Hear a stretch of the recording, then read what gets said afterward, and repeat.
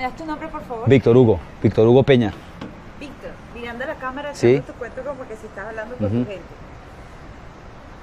Tú fuiste el primer colombiano en colocarse la maglia amarilla en el Tour En el de Tour, Francia. sí. ¿Cuánto tiempo ha pasado? ¿Cómo te sientes ahora? ¿Qué te Han quedó de esa pasado, este año son 12 años. Sí, este año 12 años ya. Es, digamos, un recuerdo que cada año por julio se hace realidad otra vez. Es un sueño que se despierta otra vez en mí. A veces han existido años que no quiero mirar el Tour porque siento nostalgia. Otros años que me despierta el reto por saber si sigo manteniendo el récord, por así llamarlo. Pero este año, por ejemplo, mirando esa gran posibilidad que tienen Rigo y Nairo, sobre todo Nairo, pues ahora que el año pasado hizo segundo en el Tour y que ganó el Giro, de que quizás no sea líder del Tour, sino posiblemente se traiga esa camiseta para siempre, eso despierta, quiera uno que no, cierta emoción, ¿no? Sí, en parte tristeza porque ya no sería yo el único colombiano, pero creo que seré para siempre el primer colombiano que se puso la camiseta amarilla del Tour. Pues es tiene como un significado especial, tanta historia, los colombianos queriendo ir al Tour de Francia, un país ciclístico, esa camiseta amarilla que por ejemplo polarizó las camisetas de líder en todas las carreras del mundo. Por ejemplo, aquí en Colombia la camiseta de líder siempre fue la camiseta tricolor, y cuando se empezó a conocer la historia de la camiseta amarilla, entonces el líder también era amarillo, y ahora último pues nuevamente es la camiseta tricolor, por volver un poco a los orígenes del líder de la Vuelta a Colombia.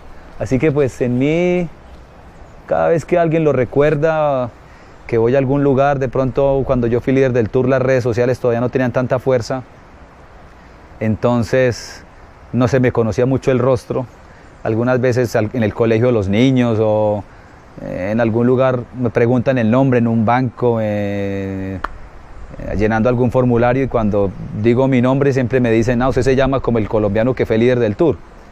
Y yo digo, sí, me llamo igual. Algunos me reconocen, muchos no. Pero creo que será un recuerdo que vivirá conmigo siempre. Hay muchas personas que dicen que estos éxitos que están viviendo ciclistas colombianos también se lo deben a un recorrido que se hizo años atrás. ¿Qué siente usted cuando escucha eso? Yo creo que totalmente de acuerdo. Yo hace unos días leí algo, un tweet que colocaron, alguien lo puso, no sé quién lo colocó, y decía que los triunfos de hoy, o el éxito del ciclismo de hoy, del ciclismo colombiano de hoy, iba en los hombros de todos aquellos que formaron esa historia del pasado. Y creo que nunca fue más real. Lo que los muchachos de hoy hacen, lo que los de mi generación hicimos en cierto momento, nosotros íbamos recogiendo cosechas sembradas por otros en el pasado, ¿no? Nos fueron acercando, sobre todo en ilusiones, nos iban haciendo creer que era posible conseguirlo. Ahora hablábamos algo, yo crecí en una época en que los ciclistas colombianos, bueno, como ahora, eran maravillosamente escaladores, ¿no? Pero siempre nos perdíamos el día y la noche en las etapas a cronómetro planas.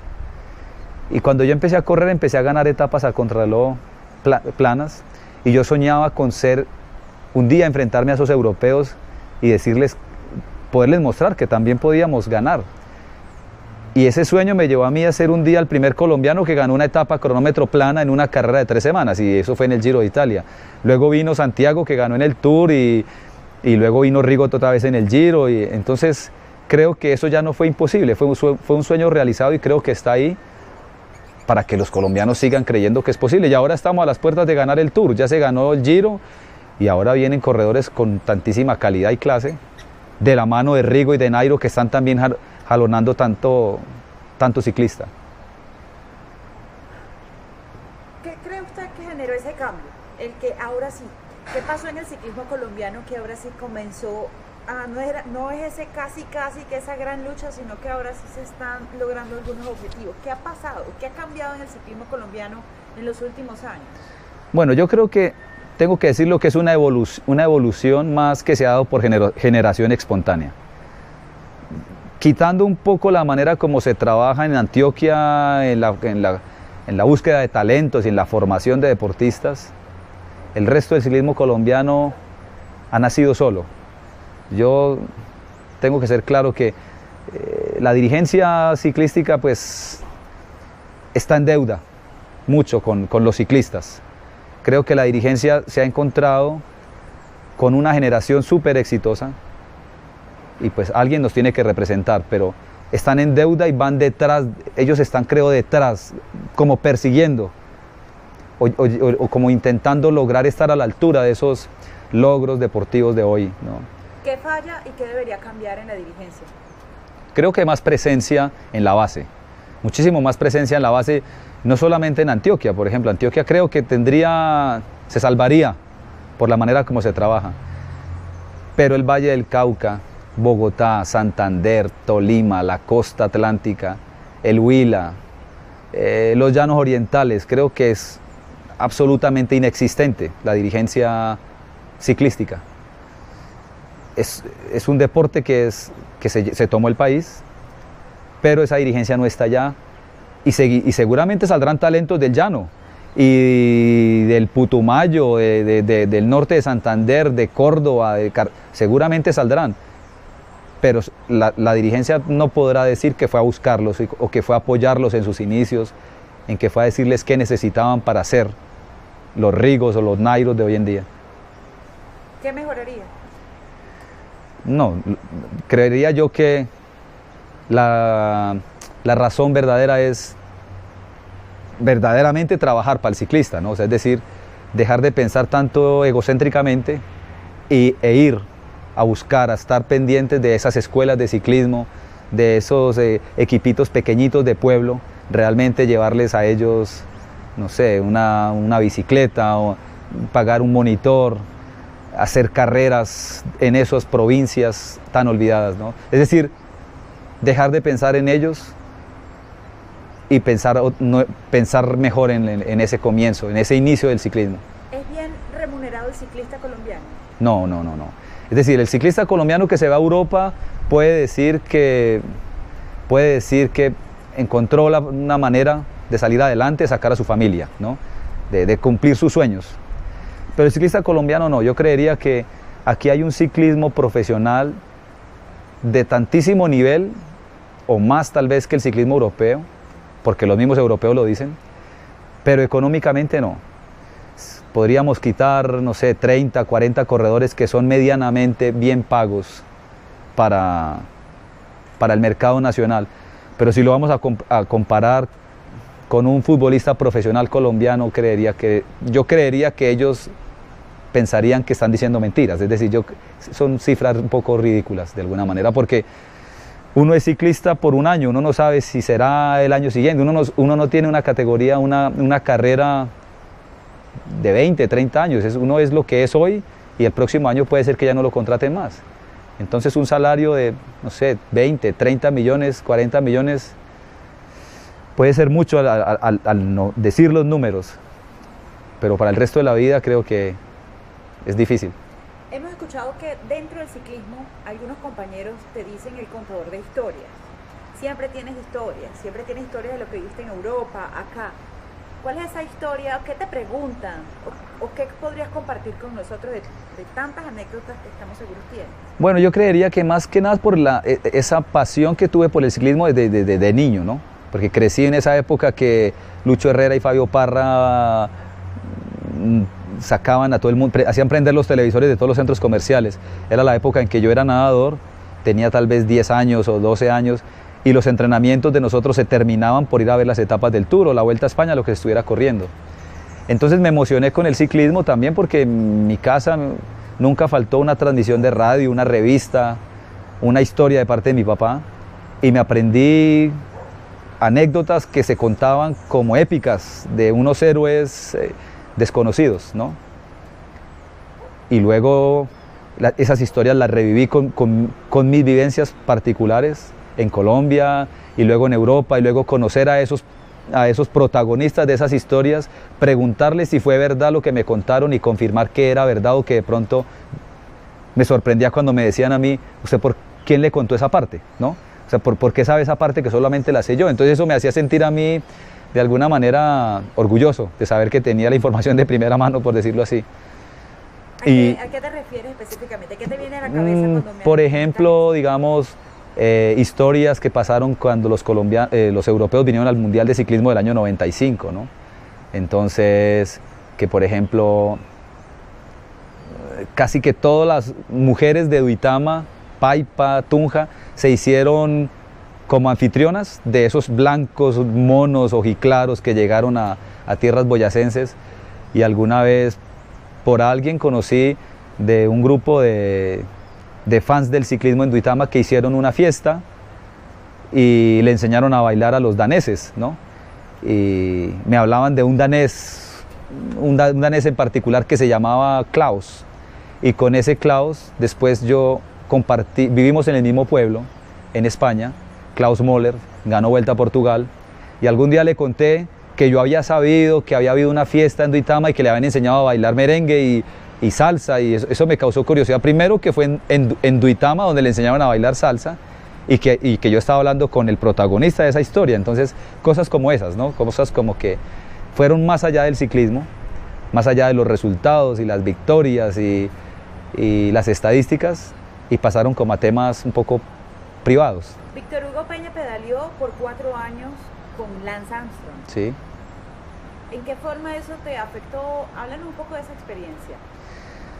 Digamos que para mí en ese comienzo fue correr o llegar a formar parte del mejor equipo del mundo y al lado del mejor corredor del mundo de esa época, ¿no? Luego, obviamente, fui, digamos, ¿cómo vamos a decirlo? Parte también de esa parte mala de la historia que se resultó alrededor de Lance, ¿no? Pero creo que para los ciclistas, o para la historia del ciclismo, el que conoce el ciclismo real, sabe que las horas de entrenamiento o el sacrificio, toda esa disciplina, es decir, yo creería que la medicina o el doping, como se conoce, no es el todo, ¿no? Y eso, pues, no lo voy a defender, yo no lo voy a defender, porque el deporte al final tiene que ser ejemplo y tiene que mostrar caminos a seguir. Pero pues yo debo hablar de las cosas que vi de él, que conocí, que aprendí, de su disciplina al entrenar, de su manera de afrontar los retos, de su resiliencia, ¿no? A salir de sus inconvenientes, del cáncer. Hoy en día creo que otra persona con esa situación que él está viviendo, no sé yo cuál sería su final o qué estaría pasando con él en este momento. Sin embargo, sigue viviendo y sigue afrontando su problema, dándole la cara. Seguramente no remediará nada, pero intentará él sacar provecho o digamos, enseñanzas a lo que hizo, ¿no? De mi parte, claro, hubo una gran tristeza cuando eso se conoció, pero lo que viví, lo que aprendí, lo que recuerdo no me lo quita nadie. Los momentos ciclísticos, deportivos, esos están presentes y siguen siendo enseñanzas para muchos. ¿Qué le quisieras decir a esos jóvenes colombianos, latinoamericanos, quienes ven en el ciclismo esa opción no solo de hacer deporte, sino de generar cambios también en sus vidas, de representar a su país? ¿Qué les aconsejas? Bueno, primero que todo, que el ciclismo es el mejor hobby del mundo. Es decir, que si uno realmente se dedica a este deporte, un deporte ya el que comienza a montar en bicicleta sabe que no es fácil, ¿no? Entonces eso ya lo dan por descontado, hay que darlo por descontado. Pero que si uno realmente se entrega, pone todos sus sueños y toda su disciplina y todas sus ganas, y luego cuenta con la bendición del de arriba, el futuro está asegurado. Así que hay que trabajar sin descanso. El ciclismo, al contrario de muchas cosas, uno no puede olvidar que los pies hay que tenerlos sobre la tierra. Que el ciclismo no tiene, es decir, no es un arte que se aprenda y ya no hay nada más que hacer, hay que seguirlo perfeccionando día a día, que no se puede uno dormir. O sea, yo recuerdo mucho unas palabras de mi papá: el enemigo no duerme. Entonces, hoy yo estoy aquí, mañana están los rivales deportivos entrenando en otra parte. Entonces, creo que es una actividad sin descanso hasta el día que uno decida practicarlo. De estos ciclistas nuevos, anécdotas con ellos que quieras compartir, ¿cómo los calificas? ¿Cuáles son tus favoritos? Sí, sobre todo, digamos, los muchachos nuevos han ido a la inmediatez y desconocen la historia, ¿no? Entonces, algunos he tenido que, no de mala manera, pero sí en algunos momentos recordarles la historia, ¿no? Que lo que ellos han hecho no son los únicos, que hubo alguien, o muchos alguien que antes lo hicieron, y me lo han sabido agradecer, ¿no? Y de estos nuevos creo que ahora hay una cantidad de talentos que ahora creo que es difícil hasta aprenderse los nombres, ¿no? Porque no está terminando de salir uno y ya sale otro, ¿no? Salió Rigo y entonces ya empezaban a hablar que había uno nuevo que era Nairo, pero que había uno mejor que se llamaba Esteban Chávez, y que viene otro que se llama este pelado Superman, que viene Hernando Borges, que está Fernando Gaviria, que hay una cantidad de muchachos que hay uno allí, que hay uno que no se sabe uno ni los nombres, ¿no? Y son muchachos que vienen con ganas de comerse el mundo ciclísticamente. Ojalá se aferren a esa historia y unido con ese talento y ese poder que ellos tienen, puedan conseguir grandes cosas. ¿Tu próximo reto? La Vuelta a Colombia. Es una deuda pendiente que tengo yo conmigo y con el ciclismo, y en el futuro pues poder aportar y entregar todo este conocimiento que he tenido durante 20 y tantos años al ciclismo colombiano. Yo creo que yo no descansaré hasta que pueda entregarle todo ese conocimiento al ciclismo colombiano y volver y regresar a Europa con un verdadero equipo colombiano triunfando, ¿no? Ese es mi objetivo. Lo hemos visto activo en Twitter. Nos da su Twitter, su arroba. ¿Por qué las redes sociales? ¿Por qué participar en las redes sociales? Creo que si no estás ahí, estás muerto, ¿no? El mío es Víctor Hugo Peña Grisales, que es mi arroba Víctor Hugo Peña. Es mi Twitter, y ahí intento estar en contacto con ex ciclistas,